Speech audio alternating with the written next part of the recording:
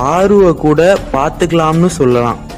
ஏன்னா அது அங்கங்கே அடிக்கடி கத்துது, ஏதோ ஒன்று பண்ணுது, வீட்டில் இருக்கிற மாதிரி வெளியிலையும் தெரியுது. ஆனால் இந்த பாரு கூட சேர்ந்து சுத்துறான் பாரு இந்த திவாகர், சாவடிக்கிறான் மக்களை. நீங்கள் ஷோவை பார்த்துருந்தீங்கனாலே உங்களுக்கு தெரிஞ்சிருக்கும். பிக் பாஸ் ஒரு நல்ல வாய்ப்பு திவாகருக்கு கொடுக்குறாரு. ராஜா கெட்டப் கொடுத்து உங்கள் உள்ள புதஞ்சிருக்கிற அந்த நடிப்பு அரக்கனை வெளியில் கொண்டு வாங்க. அதே பிக் பாஸ் தலையில் அடிச்சுக்கிற மாதிரி அந்த திவாகர் பண்ணுறாரு.